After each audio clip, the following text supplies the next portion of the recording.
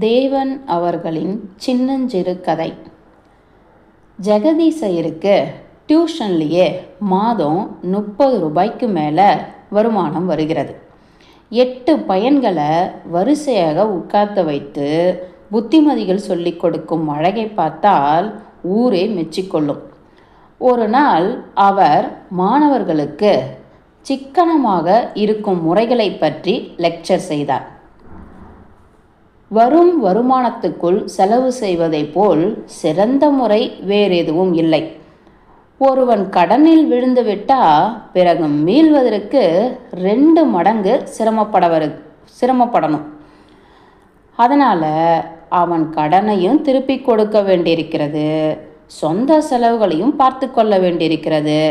அதற்கு பெரும் முயற்சி அல்லவா செய்யணும். 2வதாக கடன் வாங்கும் வழக்கம் சோம்பேறித்தனத்துக்கு அறிகுறியாக இருக்கிறது. தானே சம்பாதித்து கொள்ள வசதி இருக்கும் போதே கடன் வாங்கும் பழக்கம் உள்ளவர்கள் சம்பாதித்து கொள்ளாமல் லகுவாக கைமாற்று வாங்க போவார்கள். இது சோம்பலை வளர்க்குமா வளர்க்காதா? கடைசியாக கடன் வாங்குவதால் நம் கௌரவம் குறைகிறது.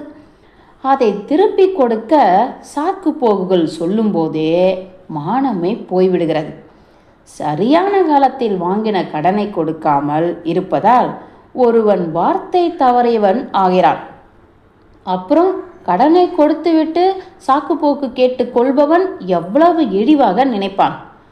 இந்த சமயம் பார்த்து அறைக்குள் ஒரு பையன் வந்து நின்றான்.